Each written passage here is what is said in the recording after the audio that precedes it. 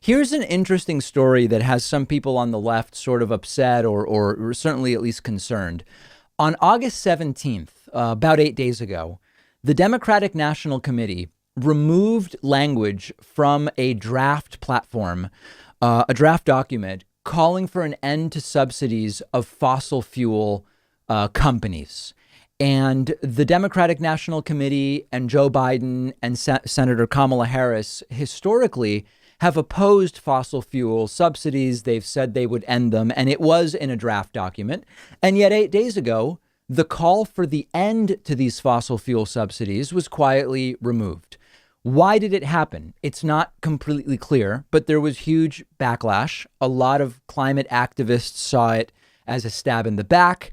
Many people alleged that, look, this is Joe Biden. He said he was going to do one thing, and then they quietly remove it from the document. And now all of a sudden, they're no longer against abolishing fossil fuel subsidies, which cost somewhere between 20 and $650 billion each year, depending on what you include and how you measure it. And a bunch of people reacted by saying, this exposes the true Biden. Biden doesn't really want to do the things he claims he wants to do on climate or on whatever else. And it's sort of Biden showing his true colors. Now, after the backlash, it's been added back in.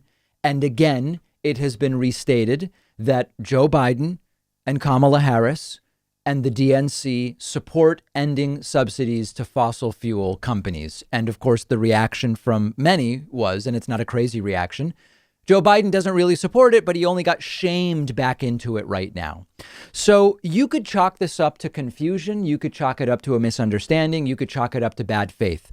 I have to tell you, it seems unlikely to me that what happened here is that they really were trying to just remove this pledge to end fossil fuel subsidies, and they got caught and they put it back in.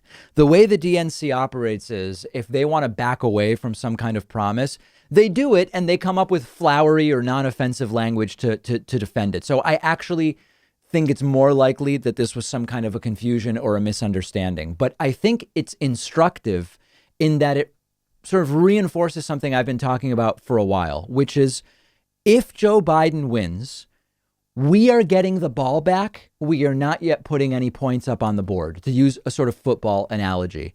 And we're going to have to push Joe Biden if he's president. And we're going to have to push him for the entire time that he is president. So I'm not hugely worried about this for two reasons. Number one, I actually do think it was probably some kind of a mistake or misunderstanding, because this is not how the DNC would probably do this.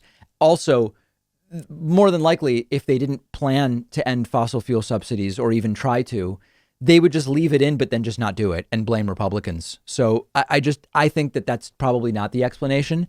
But either way, we're going to have to, as progressive activists, hold Joe Biden accountable if we want to get things done and put points on the board if he indeed becomes president of the United States. So I don't think this was some kind of deliberate betrayal by Joe Biden. His campaign seems to have been clear the whole time. And by the way, I have to tell you something else. On this particular issue of ending fossil fuel subsidies, it's going to be difficult to do in 4 years. It's going to be difficult to do maybe even in 8 years.